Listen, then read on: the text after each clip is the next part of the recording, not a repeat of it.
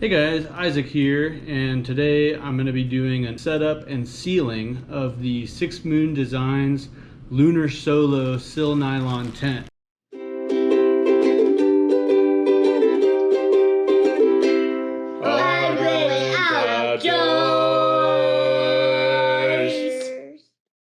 Before we get started, I want to talk for a couple minutes about why I chose this tent.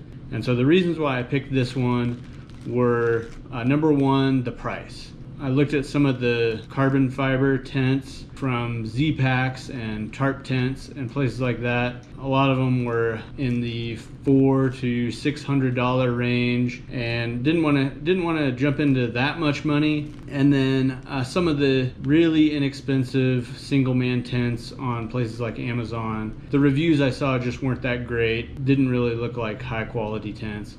So I wanted something that was going to last a while. So this one I did get off of Amazon. It was around $230, which I thought was kind of a good compromise. It's not going to break my heart if it gets ripped or damaged, but hopefully it'll be a high quality tent that I can get several years of use out of. The second reason I picked this tent was the weight. If you want to spend a lot more money, you can get one of the lighter carbon fiber tents that's closer to 1 pound or even under 1 pound. But I wanted a fully enclosed tent. I don't want to have to worry about bugs. This tent is advertised at 26 ounces. So I'm going to weigh all the components, and I'll put those up on the screen so you guys can see what the true weights are when weighed on a kitchen scale. But yeah, 26 ounces, just over 1.5 pounds. I thought that was, plenty light to get into ultralight backpacking.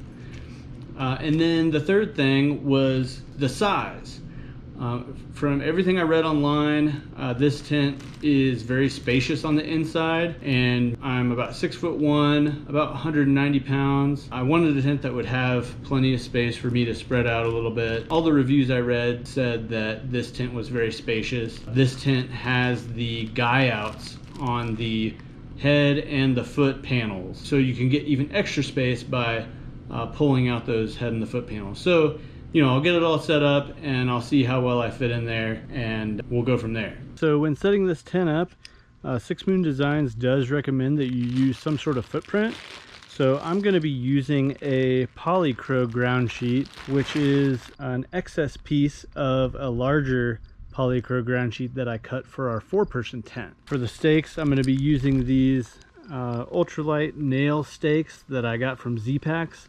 I'm going to use all 8, and I'm going to stake out the head and the foot guy lines just for the setup for today, so that I can stretch it out all the way and seal all the seams and to see how much space it gives me. For this first setup, I'm going to follow the instructions provided by 6 Moon Designs.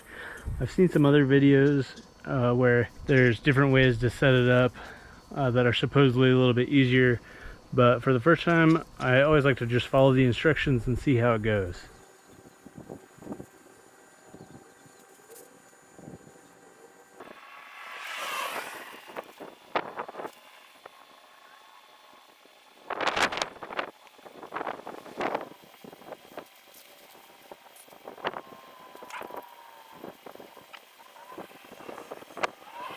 So eventually I'm going to order some lightweight reflective guy lines, but for now I'm just going to use 550 cord to improvise some guy lines.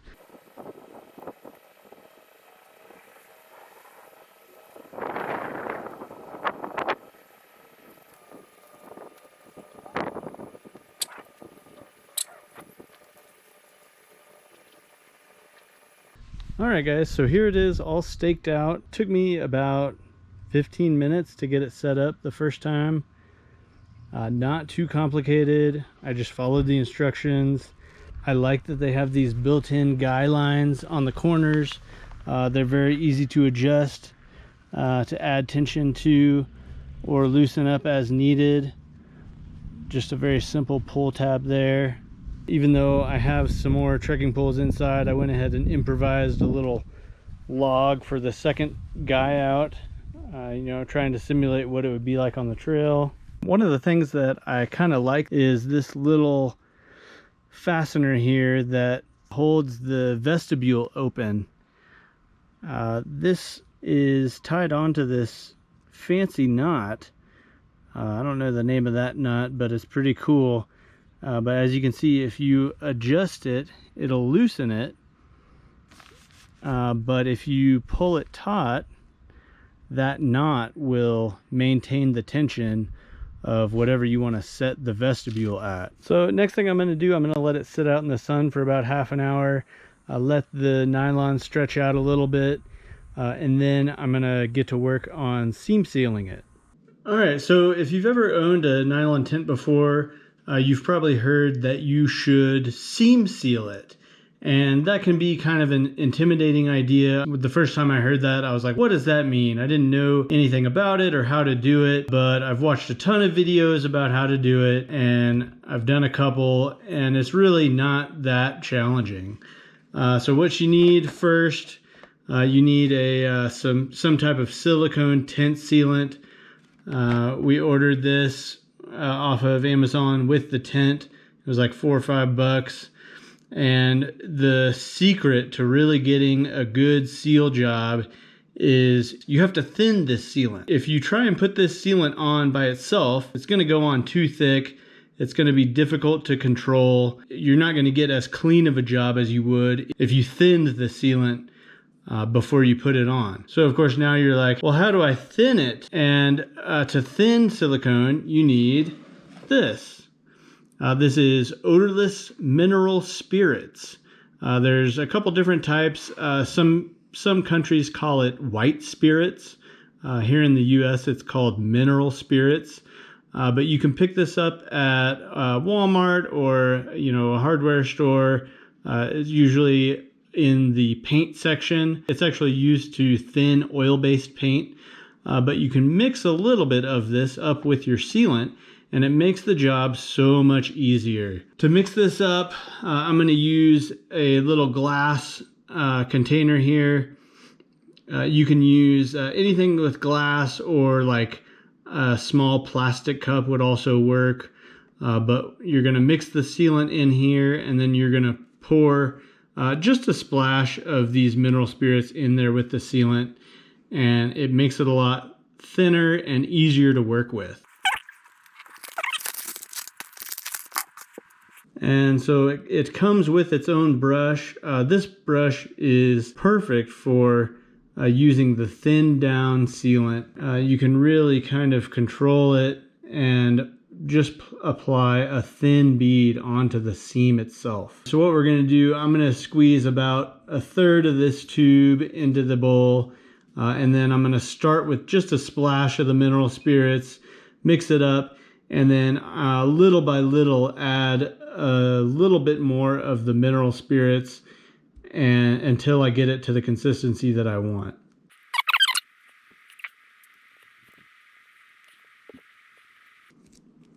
And as you can see, it's pretty thick, almost like a hot glue substance, and it's going to be a lot easier, and we're going to get a lot better results if we thin it down a bit.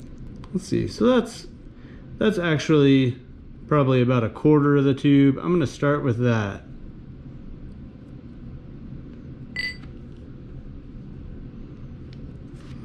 And again, the trick is to start with just a splash and then mix it up. And we can always add more mineral spirits if it doesn't get as thin as we'd like after the first try.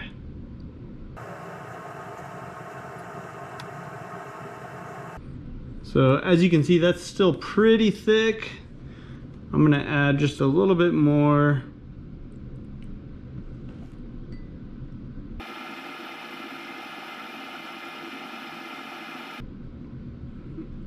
That is still looking pretty thick.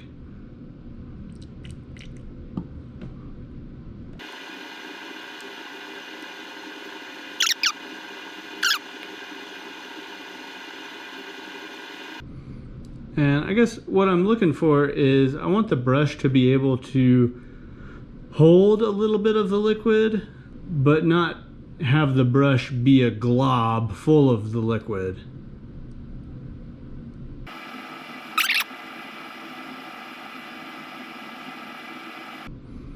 Okay, that's pretty good. As you can see, it's starting to get just a little bit runny, and that's kind of where you want it. You want the liquid to be able to seep down into the seams and really get a good seal.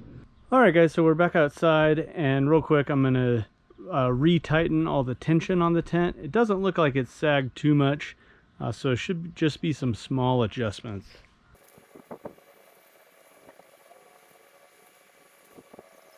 Alright, so another thing you're probably wondering if you're thinking about sealing your own tent is, where do I need to seal? And you might be tempted to go around sealing every little tiny seam, anywhere you see stitching, putting some sealant on it, but you really don't need to do all that. The places that you need to seal are seams where there is a lot of tension and stretching, and where if water leaks through the seam, it would actually get into the tent, creating a problem. So looking at the construction of this tent, some of the big areas you're going to want to seal are these seams right around the top of the tent. So there's a lot of tension right here in this pyramid. So these seams that come down from the top here, you're definitely going to want to seal all of those, all the way down to about here. Looking at the back of the tent, there's not a lot of seams that come down from the top to the back. That almost looks like a seam, but it's just a fold. The next big seam that comes down the side is all the way over here. You're definitely going to want to seal that. This seam that goes around the top, you're definitely going to want to seal that. Definitely seal this. There's this vent here. There's actually not a lot of tension in this vent, but since it is up high on the tent, if water leaks in there, it would definitely get into the main body of the tent. I'm going to go ahead and seal all of these seams around the vent. I'm also going to go ahead and seal this main seam running down along the zipper, just to help water not leak through there. Things that I'm not going to bother with, I'm not going to bother sealing this seam, because water is going to come down here. It's going to be running off the side of this fabric anyway. And if you look under here, I'm not going to bother sealing these seams, because if water leaks under there, it's just coming onto the ground. And looking at the inside construction,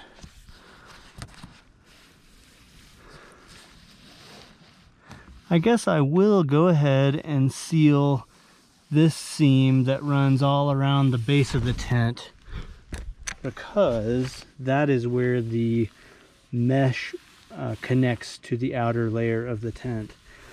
So if water gets in there, it could leak into the mesh, which could leak into the bathroom floor. So I will go ahead and seal this seam, which runs all the way around the outer side of the tent. But that's about it. I'm not going to go crazy sealing all of these little corners where if water leaked through it, it would just leak onto the ground. You don't need to do all of that. You just need to seal the parts where if water seeps through it, it would wind up getting the main body inside the tent wet.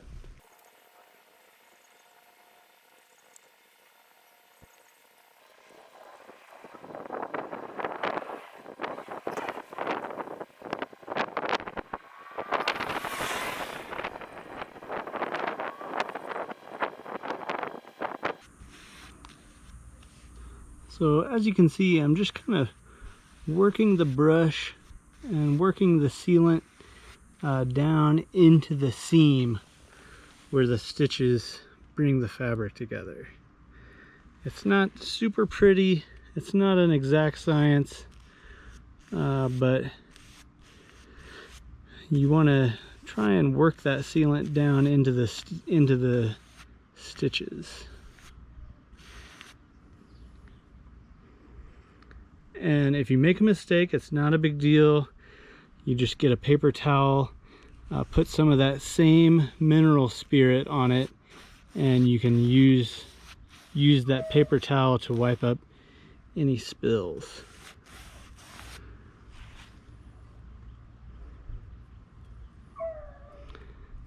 And take your time. It's a very methodical, you know, you don't want to be in a rush when you do this.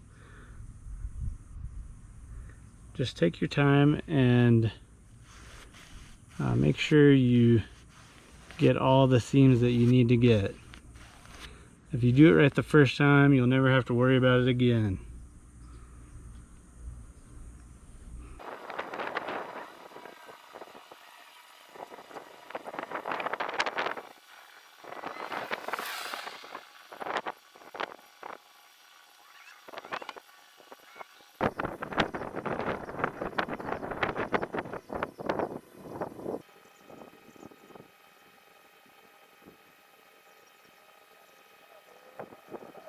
So there it is, a fully sealed 6 Moon Designs Lunar Solo tent.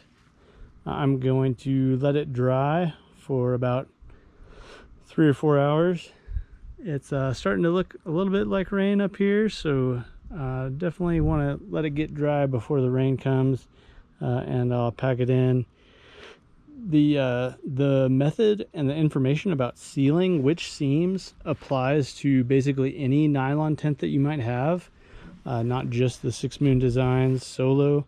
So if you have some other kind of nylon tent and you're trying to figure out what seams to seal, just set the tent up and pull it taut, and then look at the design and see which seams you want definitely to not leak.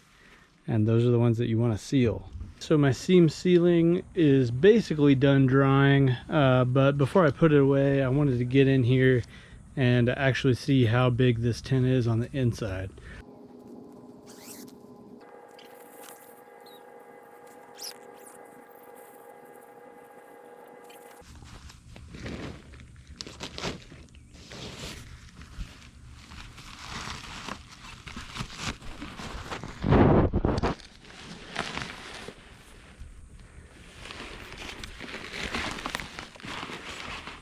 Alright, so this is a large, wide Thermarest Uberlight.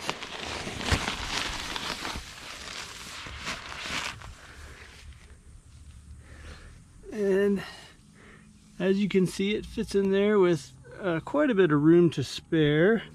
I'll shove a couple other things in here.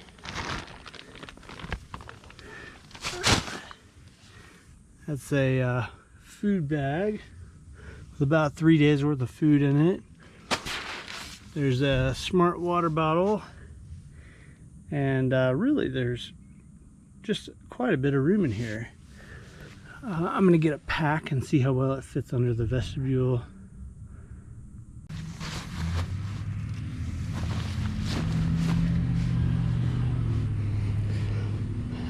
Well, so that's my Osprey Atmos 50 liter. There's nothing in it right now, but as you can see, it fits under there. Looks like it would be pretty well protected, especially if I scooted it down here and pulled the other flap over. If I actually get inside here,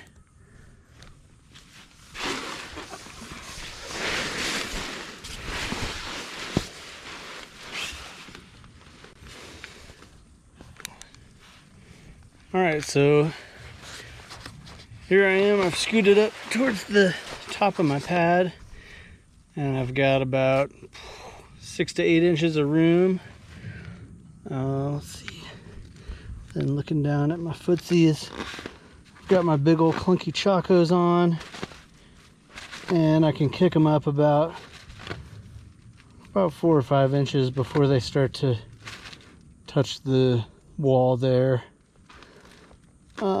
And like I said, I'm a pretty good big guy. I'm about 6'1", 190, and this looks very spacious for what I'm going to be doing. Looks like I should have plenty of room for just about anything I need.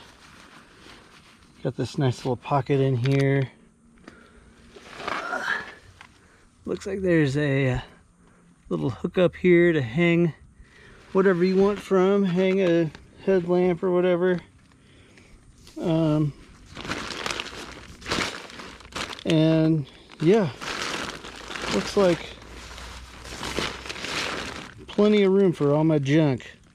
Another thing I like about this tent is all the ventilation.